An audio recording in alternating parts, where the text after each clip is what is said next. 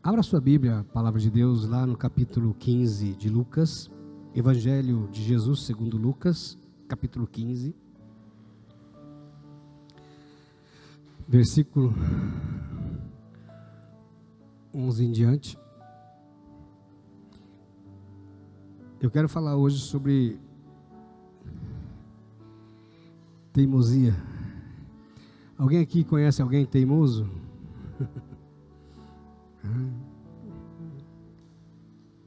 Isso é importante. Alguém turrão, alguém teimoso, alguém... E qual que é a diferença disso com perspicácia, com determinação, com obstinação? Lucas capítulo 15, versículo 11.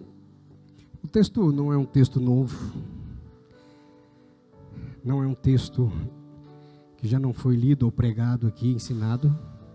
É um texto que já foi amplamente divulgado, amplamente ensinado. Diz assim o texto da palavra de Deus. Jesus continuou. Certo homem tinha 2 filhos. O mais moço deles disse ao pai: Pai, quero que o Senhor me dê minha parte dos bens que me cabe. E o pai repartiu os bens entre eles. Passando não muitos dias, o filho mais moço, ajuntando tudo o que era seu, partiu para uma terra distante e lá desperdiçou todos os seus bens, vivendo de forma desenfreada. Depois de ter consumido tudo, sobreveio aquele país uma grande fome, e ele começou a passar necessidades. Então foi pedir trabalho a um dos cidadãos daquela terra, e ele o mandou para apacentar para os seus campos, a fim de cuidar dos porcos. Ali, ele desejava alimentar-se das alfarrobas que os porcos comiam. Mas ninguém lhe dava nada. Então, caindo em si, disse: Quantos trabalhadores de meu pai têm pão com fartura, e eu aqui estou morrendo de fome.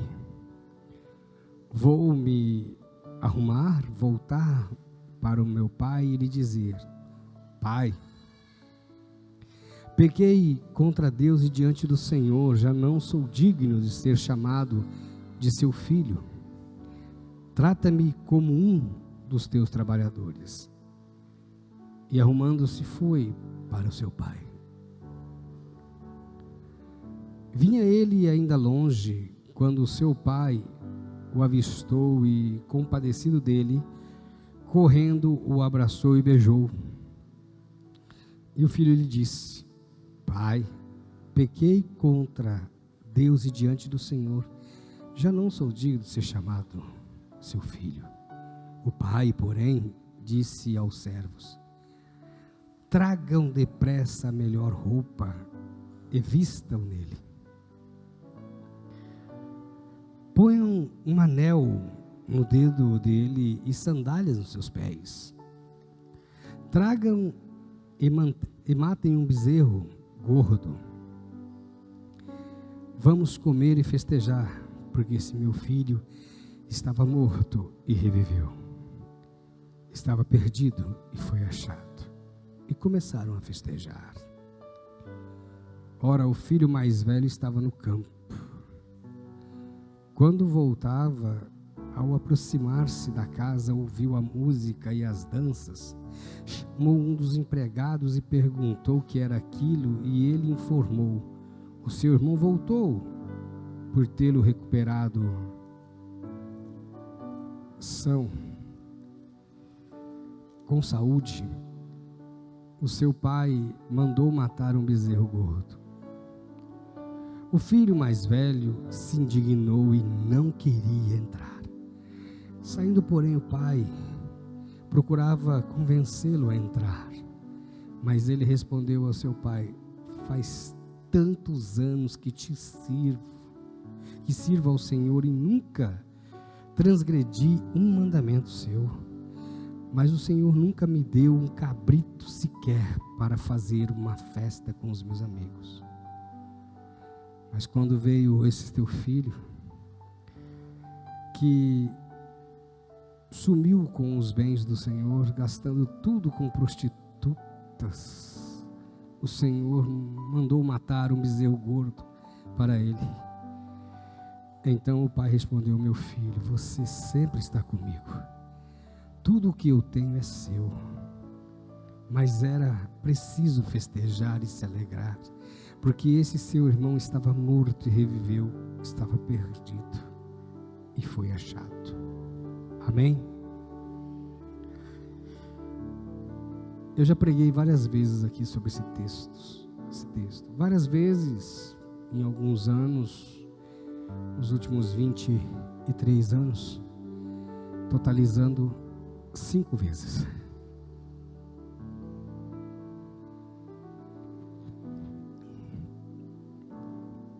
Cinco vezes eu preguei sobre esse texto. E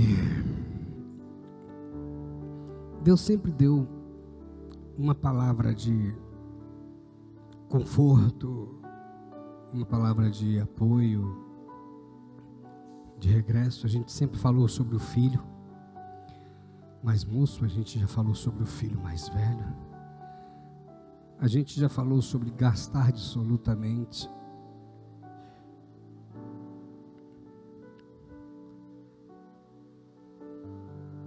Esse menino, esse moço, filho mais novo, o texto deixa explícito que ele não gostava muito de trabalhar. Não havia muito comprometimento, não havia muito compromisso. Mas um certo dia ele chega no pai dele e diz: pai, eu quero o que é meu. Eu quero a parte dos meus bens, a minha parte da herança. O texto não sugere que o pai ficou bravo. Eu acredito que o pai ficou bravo, eu acredito que o pai ficou triste. Eu acredito que o pai ficou envergonhado. Mas o texto não fala sobre contestação, sobre conflito. Fala que assim que o filho pediu, ele concedeu. Ele deu a parte. E esse filho vai para uma terra longa. O outro filho vai fazer o que sempre fez: trabalhar. Dando a entender que ele saía bem cedo e voltava já com a noite sobre os seus ombros. O filho mais moço sempre viveu de forma tranquila, despojada, um bom vivão. O filho mais velho sempre trabalhando.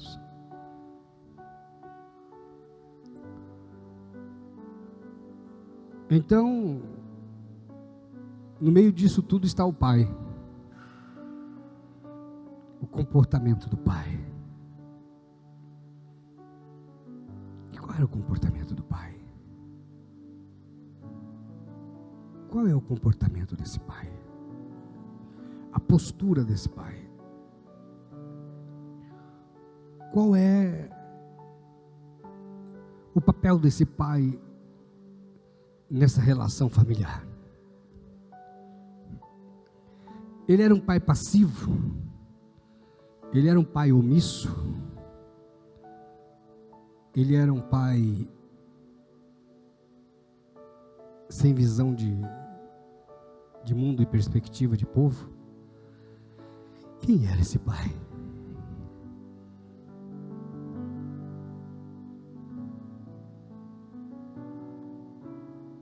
Talvez você já viu um pai ou uma mãe tratar de forma diferente filhos. Quem já viu isso?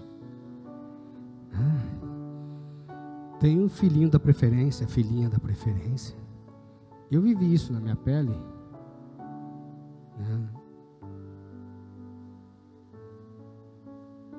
O filho mais querido, a filha mais querida e o outro rejeitado. Isso verbalizado. Você nunca vai ser nada, você nunca vai ser ninguém, você é a pior decepção, você não devia ter nascido, você devia ter morrido no parto. Esse tipo de coisa que a gente vê muitas pessoas falando sobre isso. Mas esse pai, ele tem um comportamento de ficar ali, esperando esse filho. Nota-se no texto que tanto o pai quanto o filho mais velho sabiam o que estava acontecendo com o irmão. Porque o texto diz que o irmão foi e gastou tudo de forma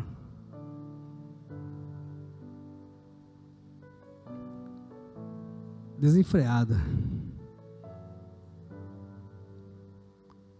O irmão já diz que foi com prostitutas e meretrizes.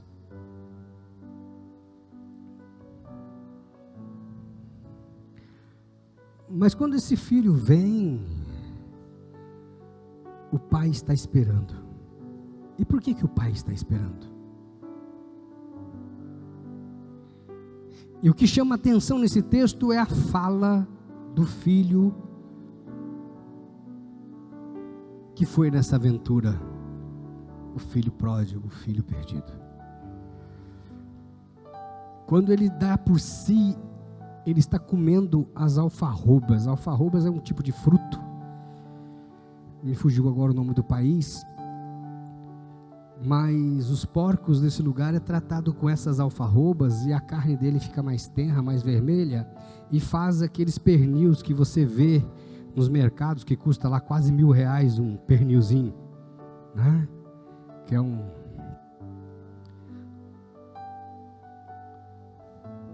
uma iguaria daquele lugar.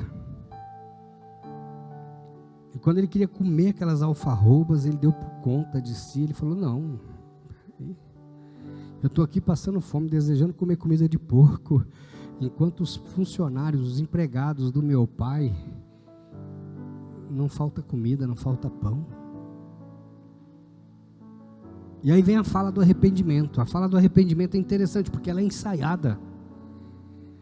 O arrependimento, ele é ensaiado por quê? Porque você sente, mas você começa a refletir, e você começa a internalizar aquilo, você começa a guardar aquilo, você começa a introjetar aquilo dentro de si, colocando as palavras na sua mente: Pai, pequei diante de Deus perante o Senhor.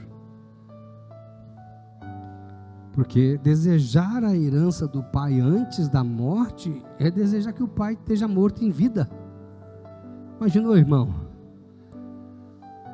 De repente, um dia desse, você está na sua casa e os seus filhos reunidos falam: ó, você vai ficar com uma tal casa, você vai ficar com a caminhonete, você vai ficar com isso, você vai ficar com aquilo. E o pai? E eu? Você já deu, já era, você está fazendo hora extra. Acabou. Quem já passou por isso? Eu já vi essa cena. De pais tem que dividir os bens em vida, ficar sem nada, e os filhos tripudiando em cima, e ainda querendo mais. Porque depois que faz a caca, ainda volta para tomar o restinho que tem. Quantos a gente já viu? Então ele começa a ensaiar: vou dizer isso, e ele vem no caminho, dizendo, Pai, peguei contra os céus, perante ti, não sou mais digno de ser tratado como teu filho, me trata como os teus trabalhadores. Quando ele chega na porta da casa, ele chega na terra, o pai estava esperando ele. Não tinha internet, não tinha telefone, não tinha rádio, Não era por meio de mensageiro, era por meio de arrependimento.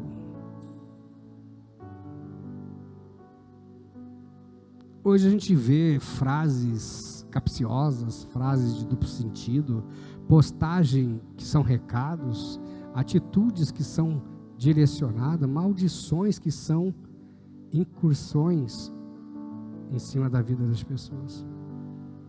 E a gente não consegue compreender isso. A gente não consegue compreender isso. Porque cadê o arrependimento? Cadê a salvação? Cadê o Cristo? Cadê a libertação? Cadê a liberdade? Cadê o ser livre? E nós somos assolados a todos os momentos por todas essas coisas que estão acontecendo à nossa volta. Essa pandemia que vai embora e volta, gripe não sei do que, gripe suína, gripe aviária, gripe da vaca, vaca louca, tanta peste, tanta doença, tanta maldição.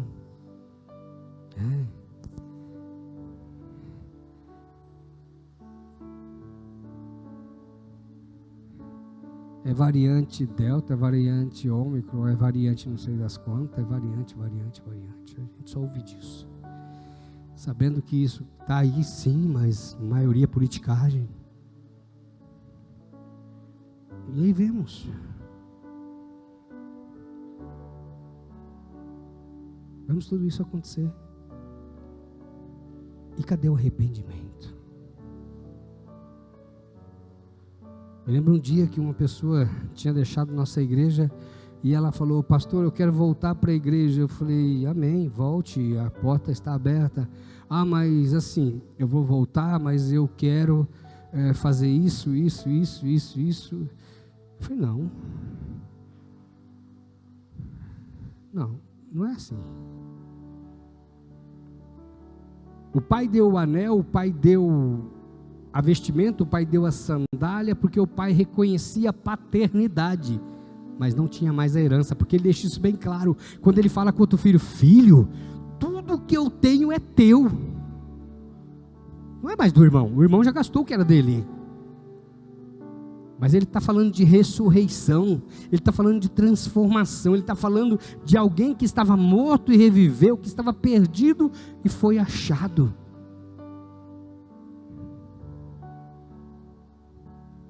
Porque agora não é mais sobre título, não é mais sobre herança, não é mais sobre lugar, posicionamento, é sobre transformação de vida.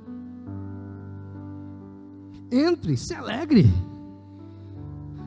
Porque talvez o irmão mais velho não estava preocupado com o irmão mais novo, nem com o pai, mas sim se ele ia ter que redividir a herança, redistribuir o patrimônio. E às vezes é com isso que a gente está preocupado, é com o carro, é com a casa, é com a carroça. Quando nós focamos em preocupar com isso, nós perdemos aquilo. Mateus capítulo 6, versículo 25 em diante, fala muito bem sobre isso. Porque andais ansiosos pelo vosso amanhã, com que haveis de vestir, de comer? Não é vida mais do que o corpo?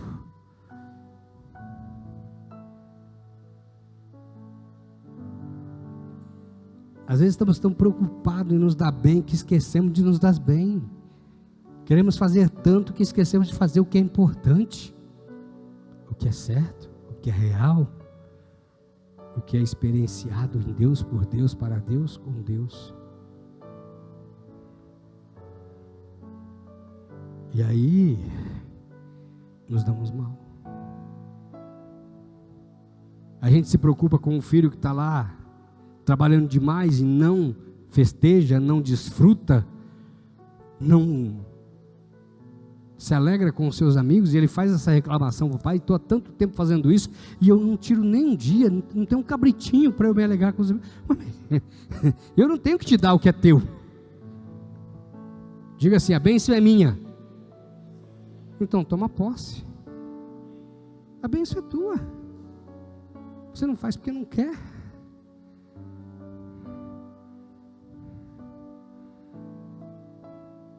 Um irmão chegou em mim e falou para mim: pastor, eu não sei o que acontece,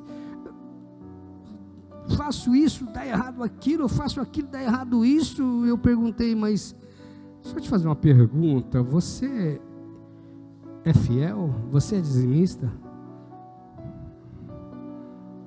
Não. Eu falei: irmão, o devorador está instalado na tua vida. Quero chamar à memória aquilo que te dá esperança. Lembra lá atrás, quando você não tinha nada, que você fez um voto com Deus? Lembro. Qual era o teu voto? Eu fiz o projeto de vida. Marcou lá o projeto de vida. E está no projeto: Senhor, se o Senhor me der isso, eu vou fazer isso. Deus fez o que você pediu, você não fez o que combinou com Ele.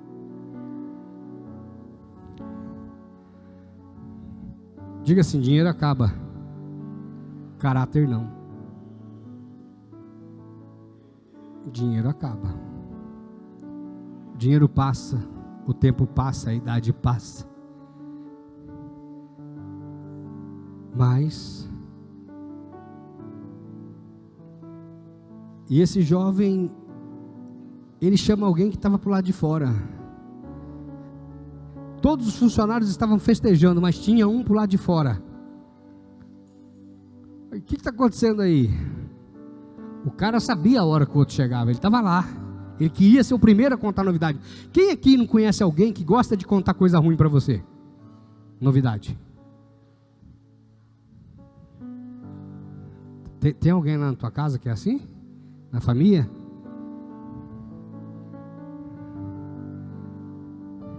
Irmãos, eu vou falar uma coisa para vocês. Em 2008,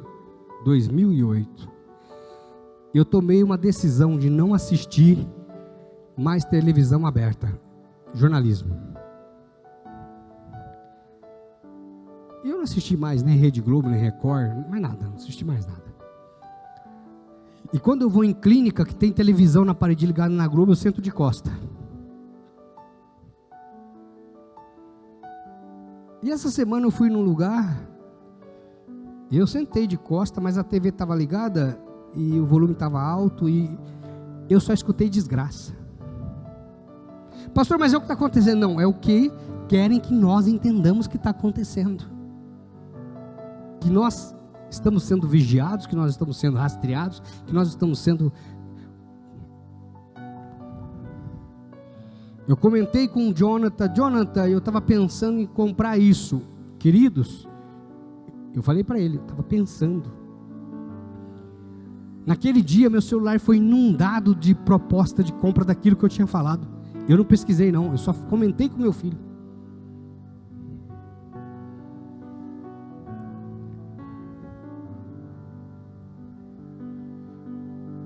Mas o camarada estava lá para dar a notícia.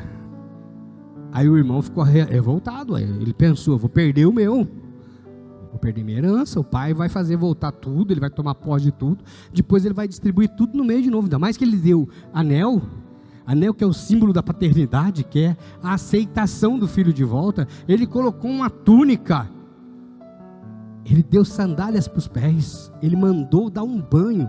Presta atenção, ele não falou para o filho: filho, vai tomar um banho. Não, ele chamou os empregados e falou: vai dar um banho nele. Tratou ele como príncipe, como rei. O irmão falou: estou lascado, vou perder tudo de novo. E às vezes é isso que a gente fica esperando. Alguém nos dá uma facada no peito, uma facada nas costas, porque nós vemos maldade em tudo. Mas aquele pai estava lá. O pai que tinha 2 filhos. O pai que tinha 2 filhos. Ele não tinha um filho. Ele não tinha 3, ele tinha 2. Um aparentemente com a cabeça no lugar e outro revoltadinho, querendo descobrir o mundo.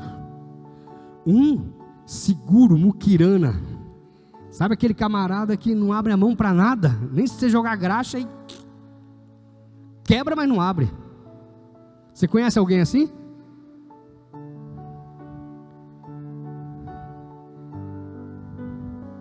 Um dia eu saí com um camarada que estava ficando muito rico.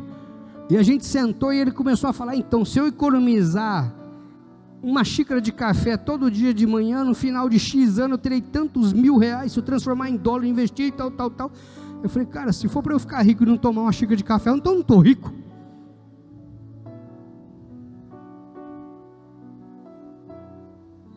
Isso é miséria. É que eu não posso, mas eu sentava na padaria, eu comia 3 coxinhas de mandioca, comia um bauru, tomava uma Coca-Cola. Aí, ó.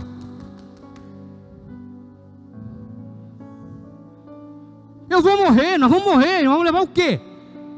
O teu carro cabe no caixão? Teus bens cabem no caixão? Tua casa cabe no caixão? Você vai levar para onde? Sabe você que está aí, ó, vai ficar para os teus filhos, sabe para quê? Para vender tudo e acabar com tudo.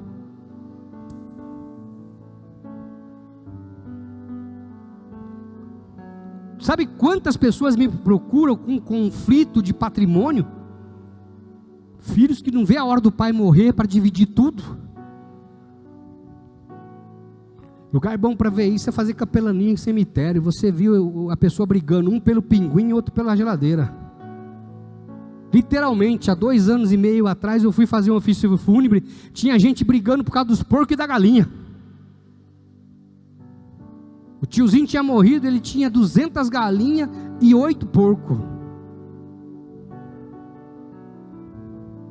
Mas o que nós vamos fazer? Quem vai ficar? Eu vou ficar com as galinhas, eu vou ficar com o porco, mas e eu? E o morto? O morto está lá esticado, dane-se o morto, nós estamos preocupados com a galinha e com o porco. Ninguém se preocupa com o pai, todo mundo fala do filho pródigo que voltou e o pai o recebeu, mas ninguém vê a perspectiva do pai que tinha 2 filhos perdidos, um perdido dentro de casa e outro perdido no mundo, um avarento miserável e o outro esbanjador.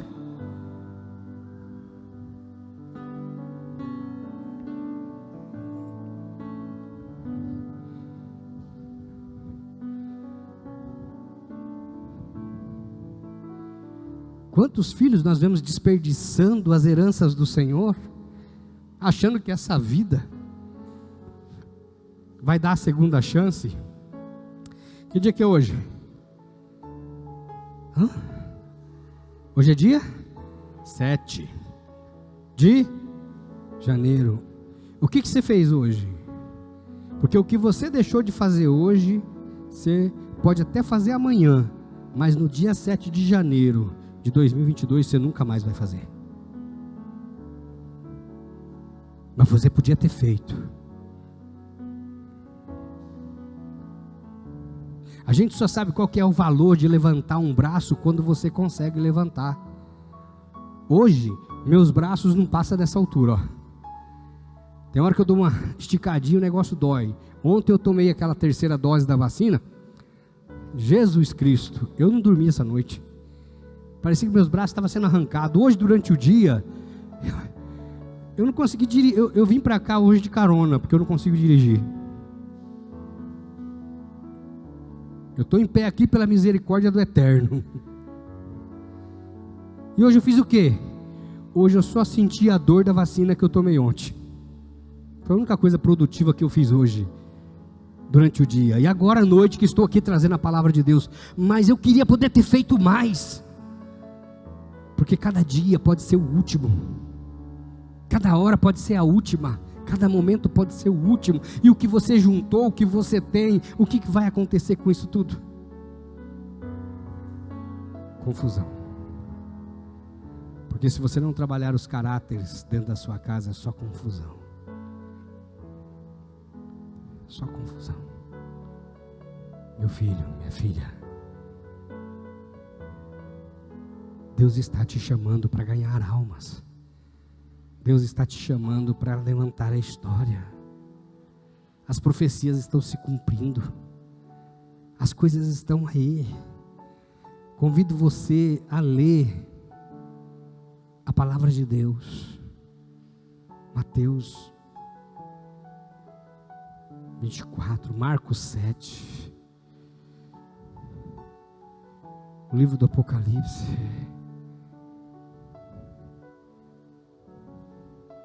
livro das Revelações. Eu convido você a mergulhar na palavra e observar o que está acontecendo à sua volta. O Pai está te esperando, olhando para a colina, olhando longe. Sabe por quê? Porque um pai que rejeita o filho, um pai que pede a herança antes, um filho que pede a herança antes do pai morrer, ele desejou a morte do pai. Ele não é digno mais de ser chamado de filho. Ele sabia disso. Ele mal servia para escravo. Mas o pai sabe do arrependimento dele. O pai conhece o coração daquele filho. Quando ele vista o filho de longe, ele corre. A hora que o filho começa a falar tudo aquilo que ensaiou: pai, eu pequei contra o Senhor, eu pequei diante de Deus contra o Senhor. O pai dá um beijo nele, abraça ele, coloca o anel e protege, dizendo: aqui ninguém mais põe a mão, está protegido. Ele não vai ser morto, ele não vai ser assassinado, eu vou protegê-lo. Quem é a parte mais machucada nessa história? O pai. Quantas vezes nós machucamos o pai com as nossas concupiscências, com as nossas desobediências?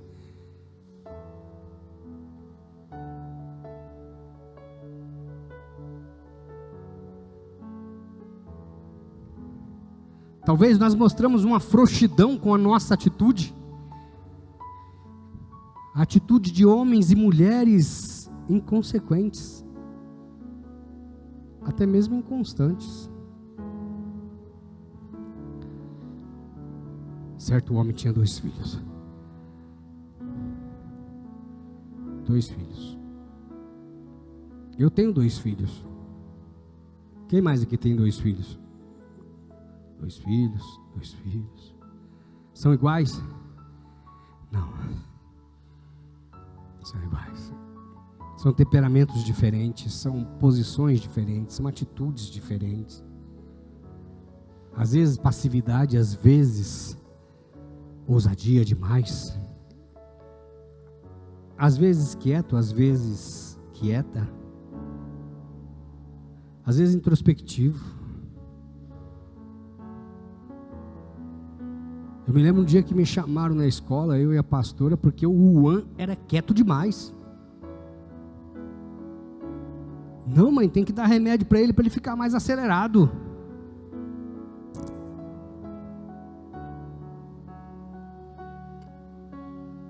São filhos diferentes, posturas diferentes, linguajares diferentes, tratamento diferente, idades diferentes. Eu falo para um filho: você vai ser pastor? Pai, está muito cedo para eu decidir, eu posso ser o que eu quiser. Aí eu devolvo para ele: você vai ser o que eu quero. Diga para o irmão que está do seu lado assim: você vai ser o que eu quero. Deus diz isso para você. E lá no capítulo 30 de Isaías, é interessante esse texto do 30, eu vou encerrar com ele. Fala sobre rebelião.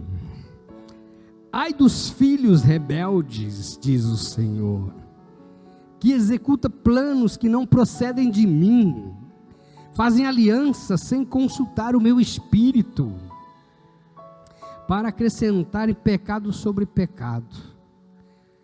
Eles descem ao Egito sem me consultar, buscando refúgio em Faraó e abrigo nas sombras do Egito. Mas o refúgio de Faraó se transformará em vergonha para vocês, e o abrigo da sombra do Egito resultará em humilhação. Quantos filhos buscam as facilidades do mundo? Domingo vocês ouviram a palavra de Deus quando vocês estavam aqui, capítulo 4 de Tiago. E nesse capítulo diz que a amizade com o mundo constitui inimizade com Deus. Aquele que é amigo do mundo é inimigo de Deus. Irmãos, eu queria pregar uma palavra aqui, gostosa de ouvir, palatável, mundanista, simplista. Ajunta muita gente, só que muita gente que vai para o inferno. Isso infelizmente está assim. Porque a dor daquele pai, somente aquele pai sentiu. A vergonha, eu acredito que aquele pai, ele planejou para aquele filho coisas maravilhosas. Talvez ele ser administrador da fazenda. Talvez ele ser o interlocutor, o negociante. Enquanto um filho trabalhava cuidando da terra, o outro fazia a terra prosperar, comercializando. E de repente, seus planos se frustraram. Seus planos se frustraram. E aí vem a desesperança, porque você olha para frente e não vê nada, você olha para trás e fica se questionando. Olha para frente e fala, mas e aí? E agora? E agora? Olha para trás e fala, onde eu errei?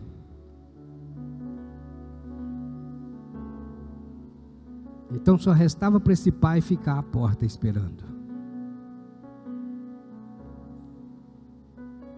E se você está hoje aqui passando por um momento de conflito interno, eu quero te convidar a ensaiar a tua história, o teu conto para o seu pai. Pai, pequei contra os céus e perante ti.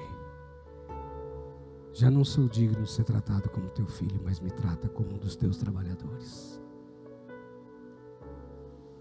Recline sua cabeça. Eu quero orar por você. Eu quero orar com você.